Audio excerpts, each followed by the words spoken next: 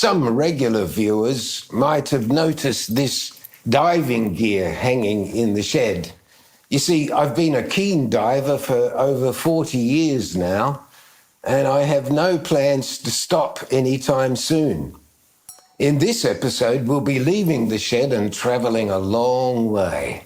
So join us on our latest dive adventure, including a remarkable encounter with the majestic manta ray, literally on the other side of the world.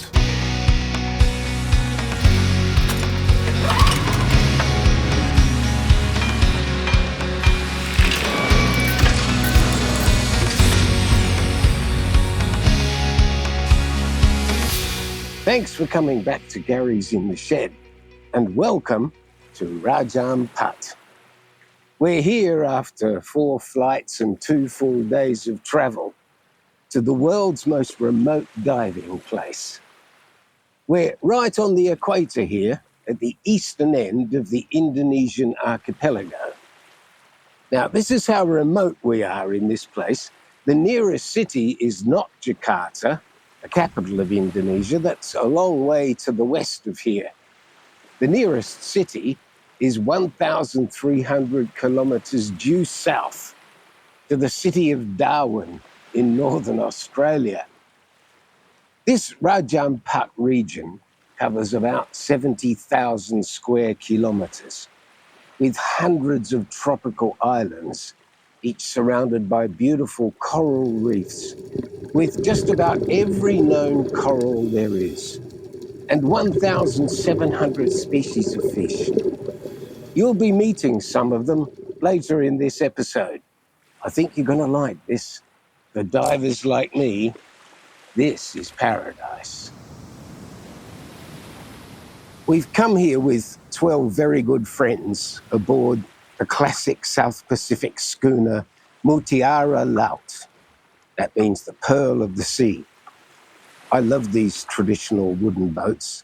From bow to stern, she's 150 feet long, with 7 guest cabins and a crew of 18. Now, as you can imagine, we're being well looked after, thoroughly spoiled, in fact. And the diving, well, the diving crew are also on the case, taking good care of us, including a briefing before each dive. The best depth from the 5 till to the 80 or 20 meters. 2, 3, go!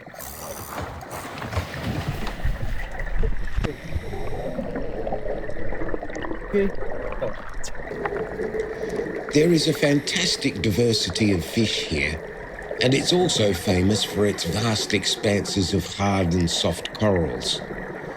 Sometimes you just have to drift along with the current and watch the abundant life going on. That's quite easy to do with teeming life all around you and the water temperature at 29 degrees. I have to confess most of these images are kindly provided by my fellow divers. One of the great treats of diving is to come across what's called a cleaning station. Here, a school of sweet lips. This is where the bigger fish patiently line up, waiting their turn. It's a bit like an old-school barber shop.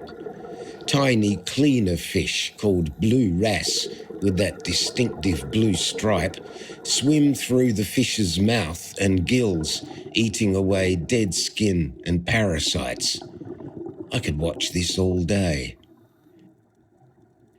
And this strange animal, resting on the coral, some call it a carpet shark.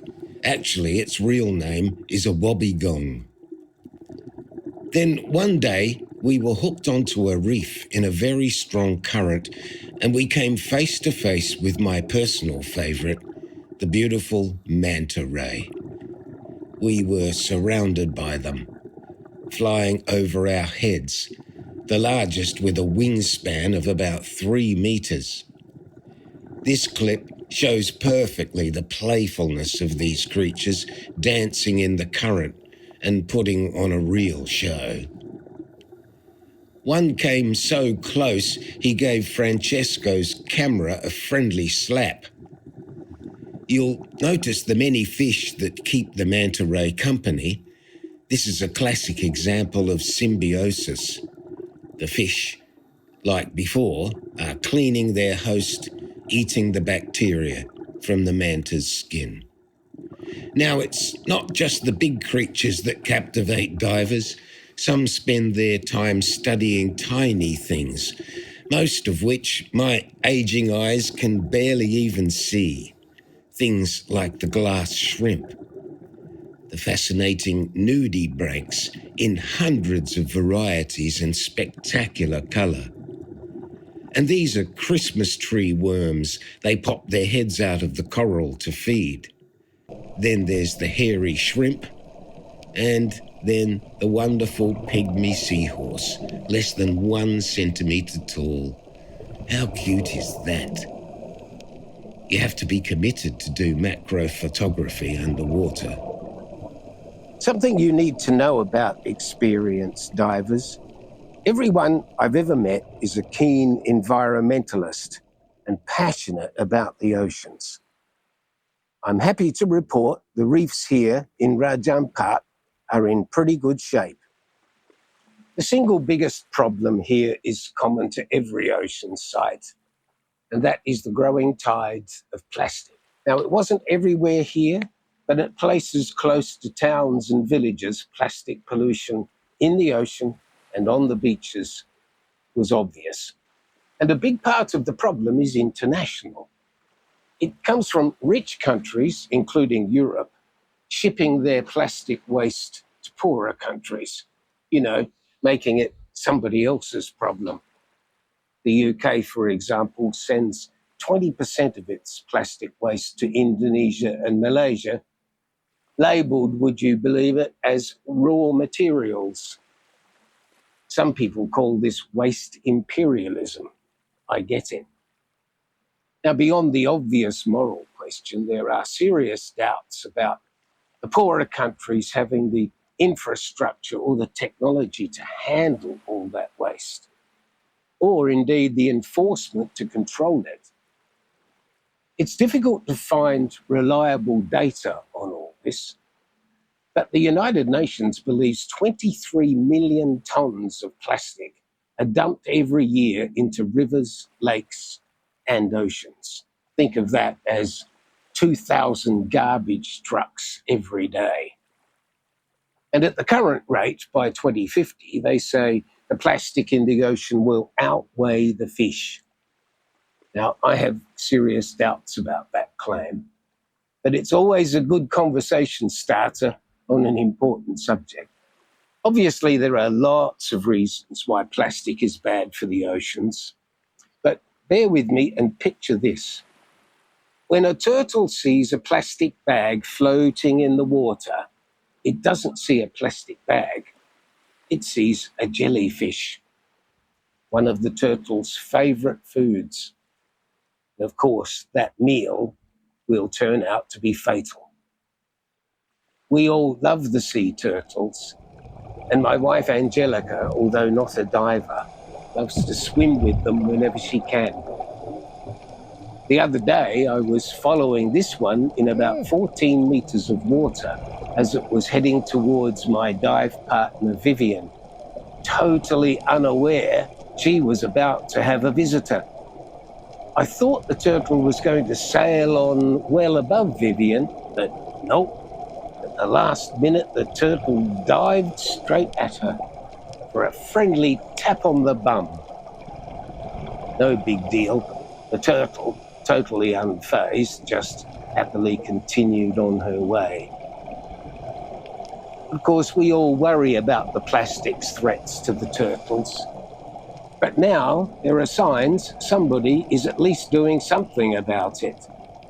There doesn't seem to be a broader solution to the plastics problem generally, but at least something is being done about that waste imperialism problem.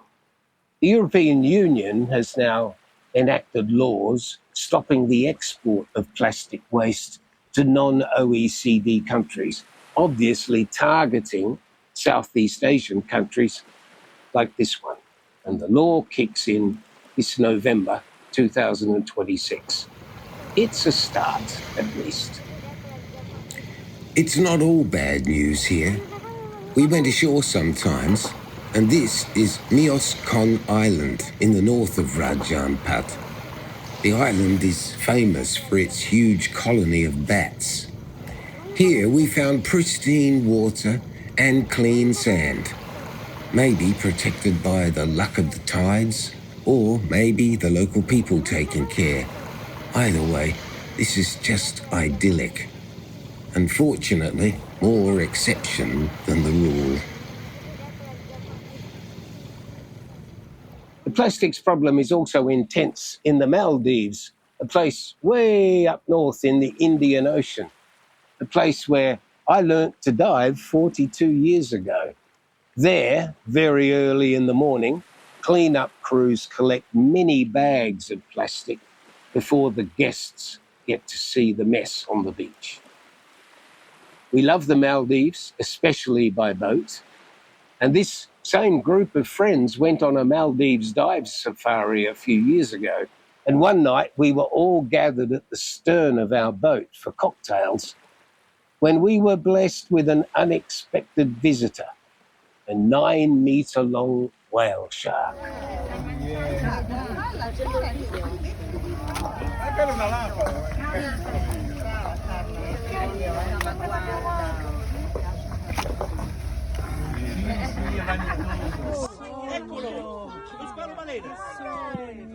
Now that was a moment none of us will ever forget.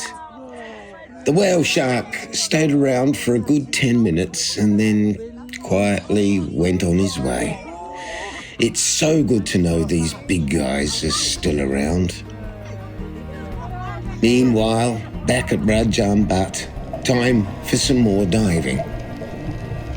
And then it was time to pack up and head for home. So after 7 days on board and 20 unforgettable dives, we'll be forever grateful for Raja Ampat. Thanks for joining us today at Gary's in the Shed. And before we go, let's have another look at that amazing manta. Just one more thing to be thankful for.